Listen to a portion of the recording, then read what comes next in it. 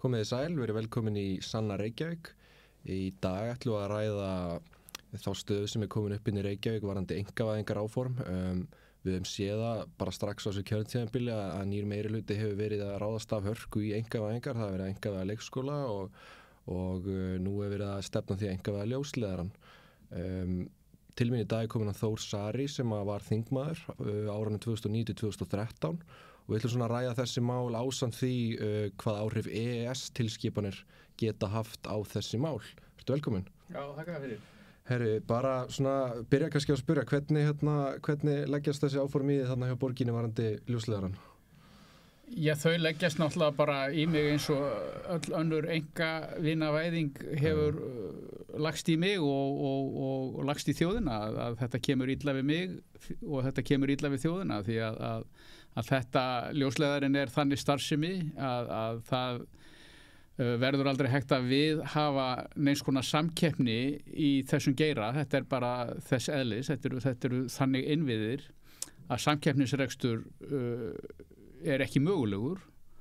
og það að einkavæða svona innviði í slíku umhverfi er bara til vansa og það er óhagfellt fyrir íbúana og þá sem að þurfa að kaupa þessu þjónustu vegna þess að það er bara spurningum tíma hvenar verði á þjónustuna hækkar vegna samráðs milli þessara fáu aðila og þetta eru náttúrulega bara tveir aðilar, þetta er línan Míla og ljósleiðari sem eru með þessa þjónustu og þannig að þetta er bara vont skref, mjög vont skref og verður vont skref fyrir bara alla íbúa í landinu sem að þurfa að kaupa þjónustu af þessum fyrirtækjum. Já, manni finnst það svolítið undarlegt því þarna inni eru flokkar sem eru Píratar og Samfylkingin og það kannski við halda sumir að þetta séu félagshyggjuflokkar og það er í nafninu og einu þeirra Jafnaðarflokkur Íslands. Heldur þetta sé bara til marks hvernig flokkar þetta eru eða er þetta út að þeir eru í samstarfi með Framsóknarflokknum sem að þeir þurfa að ráðast í þessar aðgerðir eða er þetta flokkar sem að kannski er ekki eins og virðast vera svona í yfirborðinu fyrir marga? Já, sko, Jafnaðarmannaflokkur Íslands eins og Samfylking kallar sig, það er náttúrulega bara gluggaskreiting. Samfylkingin er ekki jafnaðarmannaflokkur, hún er hægri flokkur með einhverjum svona smávægilegum vinstri áherslum í einstökum málum.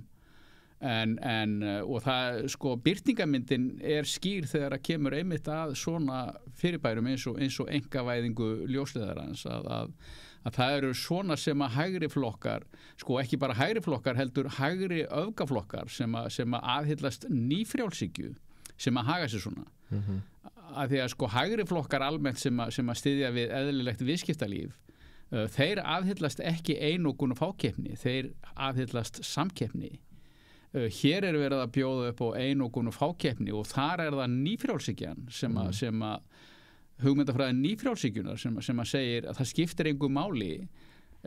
það verða bara einkaaðilar að eiga þetta, það skiptir ekki máli þó að sé ekki hægt að hafa samkeppni þetta er svona öfgakapitalismi eins og hann gerist ógeðslegastur og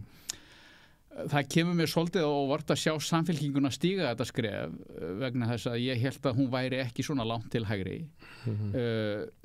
það hefur lengi loðað við Pírata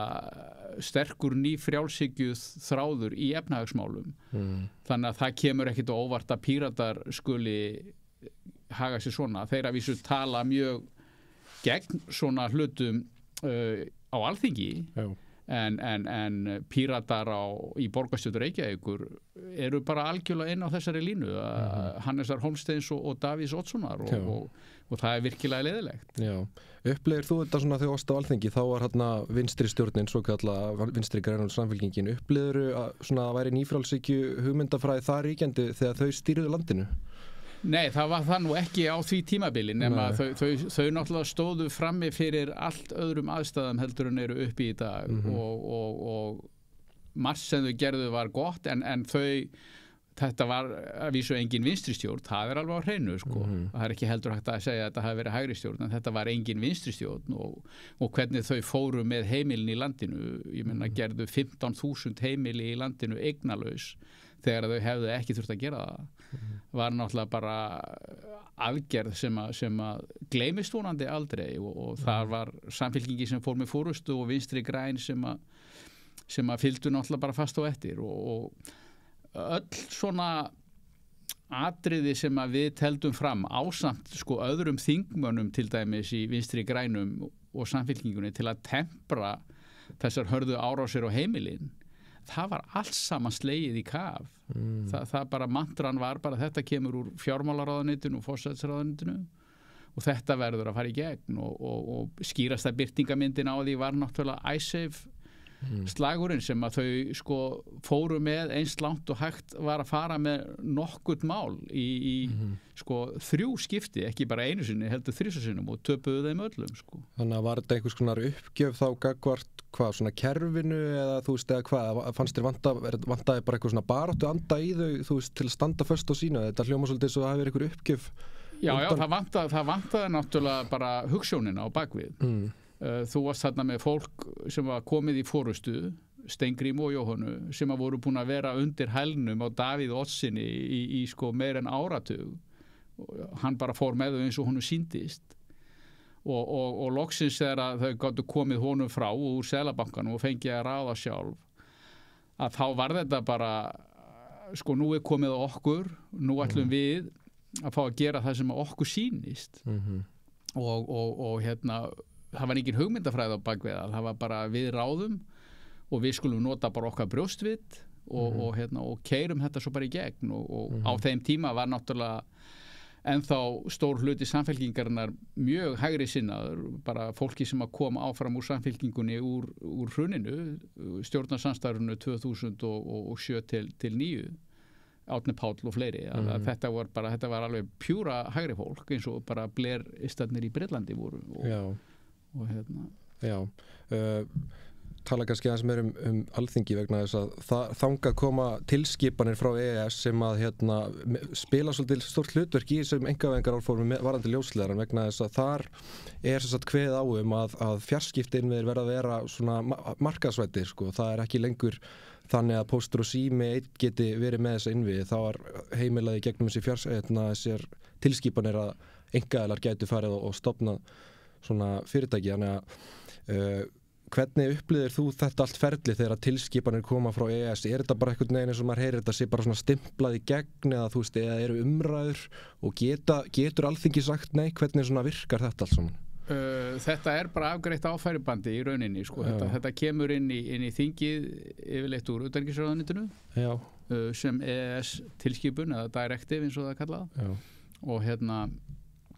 og Alþingi hefur ekkert það að segja. Það lagt fram og það kynnt í fyrstu umræðu svo fer það til nefndar og það í rauninni engin umræða eða neitt það. Það einstaka sinnum kallað á gesti á nefndafundi til þess að spurja út í eitt og annað. En Alþingi hefur ekkert þessi mál að segja, ekki nokkuð skapaðan hlut. Það bara skildugt að stimpla þau og gerir það og afgreiðir þau á bara örskömmu tíma og við í hreyfingunni, við sko afstaða okkar í þessu máli var að við bara gagnrýndum þetta ferli að Alþingi væri búið að vísa frá sér löggjafa hlutverkinu í landinu með því að afgreiða tilskipanirnar svona og við greiddum aldrei atkvæði með neitt þeirra, við bara sátum hjá við allar afgreiðslur á þessum málum. Eina skiptið sko, og það merkilega við þetta að alla tíð frá upphafi EES þá hefur íslenska ríkið getað haft afkomu að þessum málum í upphafi þeirra úti í Brussel þegar verið að byrja á þeim, þá getur Ísland fengið að vera með og tjá sig þessi mál. Þeir hafa aldrei gert það fyrir en núna þegar verið að ræða losunarkvótan fyrir mengun vegna flugvéla. Það í fyrsta skipti að ég held að Ísland hafi nokkuð tíman á þessum sko, ekki bara 30 ár reynt að hafa einhver áhrif á EES löggjöf sem að þarf að taka upp hér á landi. Það út af flugferðum sko. Allt hitt bara stimplað á færibandi og afgreitt og veistu hvernig hvort að sko, er einfalt að biðja undanþágur eftir að tilskipanir hafa átt sér stað og þetta orðið á lögum eða það bara orðið of seint á þeim tímapunkti? Ég held að það bara orðið of seint að biðja undanþágur þá og við sjáum sko skýrmerki út allt mjög skaðlega löggjöf sem hefur farið í gegnum Alþingi eins og orkupakki 3 til dæmis að þar bara skýrt tekið fram í upphafi löggjafarinnar að íslensku stjórnvöldum beri skylda til þess að styðja við fyrirtæki sem að hyggja á útflutning raforku frá Íslandi. Já. Og þetta náttúrulega bara svo ávísun sem að núna allt vindmyllufólkið og virkjanagæjarnir eru búin að stökkva á. Já. Að það ekki einu sinni sko að ríki geti verið hlutlaust, því bara styðja við og ég átti í miklum orðastað við Pírata út af þessu, Björn Leví og fleiri, Helga Hrafn, og þeir einfaldlega staðhæfðu að tilgangur löggjafarinnar skipti ekki máli, að því það var ekki tiltekið í einhverju sérstakri grein löggjafarinnar að þetta ætti að gera, en megin inntak löggjafarinnar er þetta, að auka viðskipti milli landa með raforku. Já, akkurat. Og þarna kom aftur að því að sko Píratar eru aðhyllast nýfrjálshyggju þegar kemur að efnahagsmálum og því miður, það er bara leitt. Þetta er einmitt það sama og maður sér þegar maður fyrir að grúska eins í tilskipunum sem að leiddu til þess að fjarskiptainnviðir fóru á svona markað, að þá það er ekki beint tekið til orða þar, þið verðið að einkavæða fjarskiptainnvið, en löggjöfin hún ýtir rosalega undir því að það er kveðið að það með ekki niðurgreiða til dæmis fyrirtæki sem er á þessum vettvangi, þannig að hið opinbera má ekki lengur eins og styðja við ljósleiðarann. Það er kannski hægt að fara einhverju leiðir framhjá því með því að Orkuveitan sem er eigandi komið með fé inn, en það gerir allt ferli miklu erfiðar í rauninni, ýtir því sko, þannig að ef að staðan er rauninni erfið hjá ljósleiðarum þá er einhvern veginn eina lausnin sko bara að fá einkafé inn, þannig að þetta einhvern veginn ýtir undir það og einmitt, það er sérstakt að fólk sjáu það ekki einhvern veginn, lesi það ekki gegnum línunar sko, þó að sé ekki bara beint tekið fram hérna þið verðið að einkaféða, þá er það bara augljóslega takmarkið með þessu öllu. Já, ég meina markmið tilskipunarinnar er þetta að reka samfélagslega innviði í einkageiranum og láta svo samkeppniseftirlit landa sjá til þess að það sé við eigandi samkeppni í gangi. Það hljómar allt óskaplega vel en það er bara fullt af geirum atvinnulífsins vegna eðlis þeirra, einmitt eins og ljósleiðaravæðingu, rafvæðingu, ég meina virkjanir og raflínur, þar sem að þetta getur aldrei orðið að veruleika. Bara það er bara það er náttúruleg staða þessara geira að það verður einokun af hákeppni. Þeir eru bara þannig. Það er enginn að fara að leggja raflínur all land hlið við hlið eða leggja vegi all land hlið við hlið. Þetta eru geirar sem að gefa sig ekki út fyrir að geta verið í samkeppni. Það er bara þannig og allt annað er bara einhverjur hugarórar sko. Já, og sérstaklega á Íslandi því að við erum svo rosalega fá hérna að það er einhvern veginn bara algjör fantasi að halda að það sé hægt hér sko, ef það er hægt, þú veist, kannski er þetta hægt í einhverju stóru landi eða maður veit það ekki, en ekki á Íslandi. Jú, ég meina það getur vel verið að það sé hægt í einhverju stóru landi og eins og við gerum hér, ég meina það er enginn að fara að grafa hér sko 3 eða 4 ljósleiðara í jörðina til viðbótar þeim sem að fyrir eru, það bara mun ekki gerast vegna þess að það yrði aldrei öðruvísi heldur en að það yrði rekið með tapi og það sama gildur raflínur og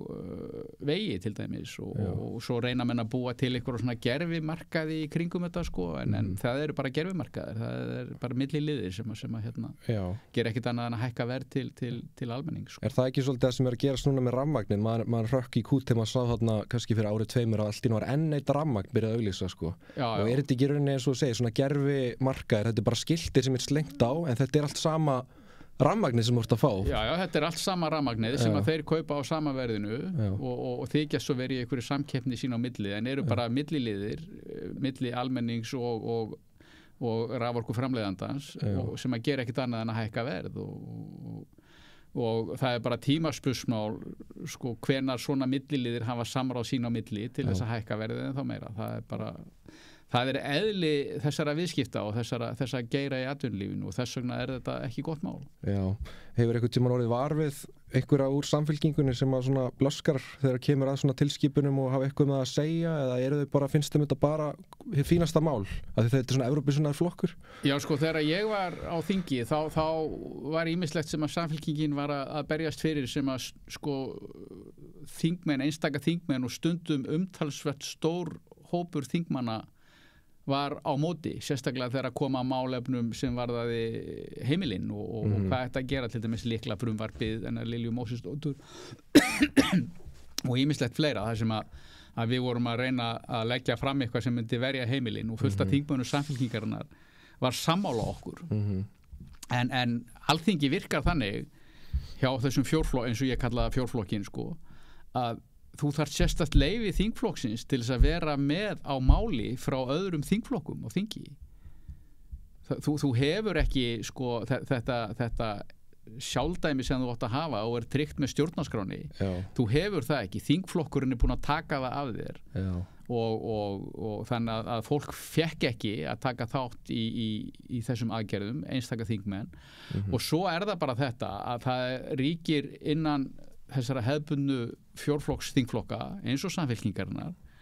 að það þetta foringjaræði og foringjablæti, leiðtogablæti að það sem að formaðurinn segir það stendur og það fer enginn gegn formanninum, það alveg sama hvað hann gerir hann bara einræðisherra innan síns þingflokks og það náttúrulega eins ólýðræðislegt og gengur eins mikið gegn stjórnarskrárvörðum rétti alþingismanna eins og hægt að gera þannig virkar þetta á þingi eiga að vera bundnir sinni eigin sannfæringu þeir eiga að vera bundnir sinni eigin sannfæringu en þeim bannaða af þingflokknum og þeir hrekjast í burtu það svona hræktist fólk í burtu úr Samfylkingunni og einmitt út af þessu og VFG, ég meina þau bara hröktust út, þau voru lögð í einelti og rakin úr þingflokkunum einmitt voru kölluð villikettir á það ekki jú, og bara það var alveg hryllilegt að sjá sko, þau komu mikið á fundi til okkar eins og Lilja Mósesdóttir og Atli Gíslason og fleiri og það var bara hryllilegt að heyra sögurnar af vinnubröðunum inn í þingflokkunum hvernig var farið með fólk og komið fram við fólk sem að var ekki sammála formanninum í einu og öllu, þetta var bara hörmulegt ótrúlega menning þetta á að vera lýðræðisvettvangur sko, æðsti lýðræðisvettvangur landsmanna og svona eru hann ekki túlskildingsvirði þegar það kemur að þessu sko. Nei, og svo erum við kannski að skreita okkur fyrir framan aðra þjóður að segja að við séum svo frjálslynd og lýðræðisleg og svo þetta vinnubröð maður tekur eftir þessi í borginni líka það eru bara línurnar lagðar og það bara amen sko. Formennirnir á það, ég meina það bara Dagur oddviti og hann ræður öllu þar og ég veit nú ekki hver oddviti Pírata ekki þessi Alexandra Brím núna tímabundi allan og þetta bara ekki sko, ég meina Dagur sem slíkur sem borgarstjóri finnst mér hafa gert mjög marga góða og merkilega hluti í gegnum tíðina og verið að mörguleiti farsæll sko en eins og með ljósleðarann til dæmis, það ekki gott mál og hvað varðar húsnæðismálin það ekki gott mál og Píratar aftur á móti eru bara eitthvað staðar út á túni þegar kemur að efnahagsmálum. Ég var nú í Pírötum á sínu tíma vegna þess að þeir voru svona stóðu fyrir það sem að mér fannst standa svolítið upp úr í íslensku stjórnmálum eftir hrunið og ég gekk til liðs við þá og kynntist þeim svolítið og sko það sem var gallinn við þá að þeir voru allir saman með fyrirfram gefnar hugmyndur hvernig heimurinn væri og hvernig heimurinn ætti að vera og þar á meðal var þessi blerismi og nýfrjálshyggja og ég var nú fenginn til þess að segja þeim til hagfræði í 2 skipti þeir höfðu engan áhuga að því að ég menntaður hagfræðingur, ég með meistaragráðu í hagfræði frá Bandaríkjunum og hef bara unnið við hagfræði stærstan hluta starfsævina þeir höfðu bara engan áhuga á því að hlusta á það því að það sko stemdi ekki við þeirra eigin hugmyndur hvernig heimurinn væri sko. Það var alveg mjög skrítin tilfinning að því það stendur beinlínis í sko samþyktunum hjá þeim að þeir eiga að skoða öll mál onni í kjölinn og hugmyndafræðin sem slík skiptir ekki máli heldur það bara besta lausnin sko, skynsalegasta lausnin þetta hljómar náttúrulega vel en það ekki farið eftir þessu fyrir sko 5 ára hjá Pírötum og þeir eru bara svona í rauninni að verða að öðrum svona kerfis fjórflokki hvað það varðar sko, því miður mér finnst þeir hafa staðið sér mjög vel á þinginu að mörgu leiti og þeir eru þeir einu sem að halda uppi alvöru gagnrýnni umræðu á Alþingi það hérna inni mjög flott fólk og að gera mjög marga hlutir rétt en þegar kemur á efnahagsmálum og þá eru þeir bara bleristar og jafnvel lengra til hægri en það eins og Alexandra í borgarstjórn sko og fylgir bara einhverju sem að Dagur segir að þau að gera í rauninni því að þau hafa ekki neina forsendur menntun eða þekkingu á hagfræði og efnahagsmálum til þess að mynda sér neina afstöðu þau bara vita ekkert málið, ekki neitt einmitt. Maður velti fyrir sig sko hvað getum við hérna gert sko að því að fólk rosalega, eins og þú segir, það bara djúpt sokki í þessa nýfrjálshyggju hugmyndafræði sem að snýst öll þessi orð sem talað hagkvæmni og hérna hagræðing og skilvirkni og öll þessi orð sem að hljóma kannski vel fyrir fólk að heyra, en svo snýst þetta allt rosalega upp í andhverju sína. Við tökum dæmi útvistanir, þær einhvern veginn eru bara að vera dýrar og dýrara því að það þarf að auka eftirlit með þessum einkaaðilum, það þarf að bæta nýjum smáu letrum og þetta einhvern veginn orðið bara rosalega svona kerfi í kringum það allt. Þannig að þú veist, hvernig getum við sko snúið á þessari braut og bara hérna fengi fólk til að trúa sko á nýja hagfræði í rauninni. Já, ég meina þetta náttúrulega var reynt sko upp úr aldamótunum þegar að hérna bankakerfið var einkavætt og fjármálaeftirlitið var sett á stopp og fjármálaeftirlitið var sko, ég var í Seðlabankanum þegar þetta var og við komum nú mjög vel að þessu þá. Já. Og þar átti að skipa einn af bankastjórnum Seðlabankans, Eirík Guðnason, í fyrstu stjórn fjármálaeftirlitsins. Þetta átti að vera 3 manna stjórn og fjármálaeftirlitið átti að hafa mjög öflugt eftirlit með fjármálakerfinu og á blaði leit þetta allt saman mjög vel út. Ég meina við fórum yfir lögin aftur og þetta leit allt mjög vel út. Og svo kom að því að hérna, skipa fyrstu stjórn fjármálaeftirlitsins og hún átti að vera skipuð 3 mönnum og Eiríkur Guðnason var einn af þeim og hann kom til okkar, hann var svo eina af bankastjórunum sem að borðaði með starfsfólkinu. Birgir Ísleifur sást aldrei og Steingrímur Hermannsson sem þá var, hann mætti aldrei í vinnuna, þannig að þeir voru í rauninni bara 2. Og Eiríkur sagði við okkur í hádeginu, við sátum þarna einhverjir 4-5 við borð að það var verið að skipa mig eða biðja mig að taka stjórn í fyrstu stjórn fjármálaeftirlitsins nýja og við náttúrulega, ok, til hamingju með það. Já, ég veit það nú ekki sagðan. Skilyrðið fyrir stjórnarsetunni var að ég skipaði son Páls Péturssonar félagsmálaráðherra sem forstjóra. Ég var í sammála því að hann yrði ráðinn sem forstjóri og hann hefur enga hæfileika í þetta starf. Já, vá. Og þannig bara gekk þetta fyrir sig og það endaði með því að hann hætti við að taka sæti í stjórninni. Hann bara sagði, ég bara get þetta ekki, ég ætla ekki að gera þetta. Já. Og Birgir Ísleifur tók að sér það verk og skipaði svo hérna son Páls Péturssonar sem forstjóra og hann sko var nú nógu skynsamur þá að hann var búinn að koma sér út úr starfinu áður en að hrunið kom. Hann sá hver stemdi. Já. Og Jónas F.R. Jónsson, sonur sjálfstæðismanns, var gerður á forstjóra og leiddi fjármálaeftirliti náttúrulega bara beint fram að bjargbúrunni. Hann hafði ekki hugmynd hvað hann var að gera, hann var bara lögfræðisstrákur og vissi ekkert hvað hann var að gera. Já, þetta allt, en þannig gengur þetta fyrir sig og fjármálaeftirliti var náttúrulega með fjöldan allan af starfsfólki, kostaði alveg gríðarlega peninga og gerði ekki nokkurt einasta gagn, ekki neitt. Og það sama er með samkeppniseftirlitið, sko. Samkeppniseftirlitið hefur að vísu náða að vinna á mörgum málum nokkuð vel, það er gríðarlega stórt batteri og er mjög mikilvægt. Forstjóri þess núna er aftur sami og var forstjóri fjármálaeftirlitsins. En þeir hafa sko lagt háar sektir á fyrirtæki fyrir samráð og það sem fyrirtækin geta þá gert er að þau kæra þetta til úrskurðarnefndar samkeppnismála. Já. Sem að starfar ekki á faglegum forsendum, heldur er bara pólitísk skipuð nefnd sem að hérna, gerir það sem að hérna, elítan í landinu vill gera og þessi úrskurðarnefnd samkeppnismála hefur yfirleitt núllað út af stórum hluta úrskurði hérna, samkeppniseftirlitsins og ef þeir hafa ekki núllað út alveg þá hefur þeim verið vísað til dómstóla og þar tekur þetta svona eftir 10 ára þá kemur ykkur niðurstaða þar sem að sektin sem að fyrirtækin þurfa að greiða er nánast engin. Þannig að samkeppniseftirlitið sko hefur verið algjörlega bitlaust allan hennar tíma líka, núna frá aldamótum og með sama hætti og fjármálaeftirlitið og þessar sko eftirlitsstofnanir þær eru bara of veikar og ósjálfstæðar og kerfið vinnur of hægt, þannig að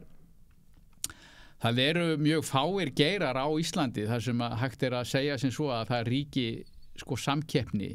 í viðskiptum og það er ekki að því að samkeppniseftirlitið hefur kannski ekki skipt sér af þeim, heldur er bara kerfið þannig uppsett að það skiptir engu máli þó að samkeppniseftirlitið skiptir sér af þeim, það hefur ekkert að segja. Nei.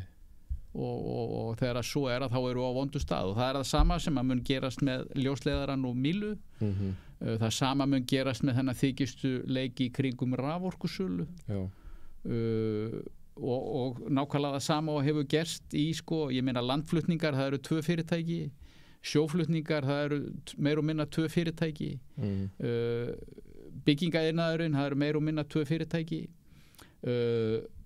verð á allri þessari þjónustu sem að boðið upp á í öllum þessum geirum sem ég taldi upp, það er margfalt hærra heldur en í nokkru öðru nágrannalandi. Tryggingafélögin, það er eitt dæmi viðbót sko. Og rosalega kostnaður til lengri tíma sem að fylgir þessu vegna þess að það, sko, fólk talar um að þetta sé verðbólga, en þetta er í rauninni ekki verðbólga, þeir eru byrjað að kalla þetta græðgisbólgu. Þetta er bara græðgisbólga. Það er fákeppnin og það er samráð og það ítundi verðið sem að ítundi verðbólgun og hvað gerir Seðlabankinn, hann hækkar vexti og það keyrir allt hérna í kalda kol, þannig að þetta bara vindur upp á öll þessi fákeppni. Já, ég meina þetta bara bítur í skottið á sig og því miður og olíusala, ég meina olíumflutningur og olíusala, þetta er alltaf sömu bókina lært og auðvitað ætti náttúrulega bara í löggjöfum samkeppniseftirlit að vera ákvæði sem að segja sem svo að ef að útsöluverð á vöru á Íslandi er x% hærra heldur en meðaltal í nágrannalöndunum, þá þurfa fyrirtæki að gera svo vel og rökstyðja það og ef þau get ekki rökstuð það, þá eru þau bara skyldu til að lækka verð. Það er þannig kerfi sem að í rauninni er það eina sem að mun virka vegna þess að við bara búum við þetta kerfi samkeppniseftirlits og fjármáleftirlits að það er óvirkt vegna þess að það er sett upp þannig. Það hérna á næsta þriðjudag þá verður þess að þetta ljóslegra mál tekið fyrir og við ætlum að leggja til að Orkuveitan komi pening inn í. Rökin sem að þau nota gegn því er að það sé ekki heimilt og vitna þá í einhverja Evróputilskipanir og svona, þannig að þetta er rosalega þægilegt líka að geta skýlt sér á bakvið tilskipanir frá Evrópu, þetta er svona auðvelt pólitískt líka að koma kannski erfiðum málum í gegnum einkavæðingu og þá bara láta bara EES sjá um þetta. Já, ég meina og þetta er bara svo aðferð sem að fjórflokkurinn notar og samfylkingin notar, ég meina við skulum ekki gleyma því að sko á sínum tíma einn stærsta og umdeildasta einkavæðing sögunar var þegar HS Orka var seld til Ross Beatty og þá var til nefnd sem hét nefnd erlenda fjárfestingu og formaður hennar var úr samfylkingunni og það var samfylkingi sem að hörðust allra fyrir því að HS Orka yrði einkavædd og hún var seld á slikk til Ross Beatty og hefur skilað gríðarlegum hagnaði síðan sko. Samfylkingin er ekki flokkur sem að snýst að verja almannahag, það bara er þannig, þau eru algjörlega föst í einhverju hugmyndafræði sem að þeim er ókleift að sjá niðurstöðuna úr og vilja ekki viðurkenna niðurstöðuna úr. Þau bara taka upp einhverja möndru frá Evrópusambandinu og þetta er svona ESB blæti, alveg eins og leiðtóka blætið. Það er allt gott sem að kemur þarna. ESB á einhvern stalli sem að þau tilbiðja og það skiptir einhver máli þó að það sé óhagfellt fyrir almenning á Íslandi. Þeim er alveg sama það er bara ESB og það er mjög vont að vera með stjórnmál sem eru föst í svona hjólförum og komast ekki upp úr þeim. Auðvitað á þetta að vera þannig að ef við erum ef á að neyða okkur til að taka upp hér einhverja ESB-löggjöf sem að veldur okkur skaða, þá eigum við bara að segja nei. Og ef að ESB er með eitthvað múður út af því og segir þið verið þá rekin út úr EES-samstarfinu, þá bara verður að hafa það. Íslenski stjórnmálamenn, þeir eru með umboð til þess að gæta hagsmuna almennings í landinu og hagsmunir almennings á Íslandi fara ekki alltaf saman við hagsmuni stórfyrirtækja í Evrópu. Það bara er einfaldlega þannig. Og við verðum að standa vörð hagsmuni almennings á Íslandi og Sósíalistaflokkurinn mun gera það eða reyna það á meðan við erum þar innan borðs, ég og þú og fleiri og þannig að Já, þetta eru bara fín lokaorð. Bara takk fyrir að koma, Þór, gott að eiga þetta samtal og ég segi þetta bara gott í bili og bið ykkur að njóta helgarinnar og eigi gleðilegan verkalýðs baráttu dag sem er núna á mánudaginn. Takk fyrir. Já, takk fyrir. Samstöðin er á öllum hlaðvarpsveitum. Rauða borðið, Sanna Reykjavík, Samtal á sunnudegi og Helgispjall.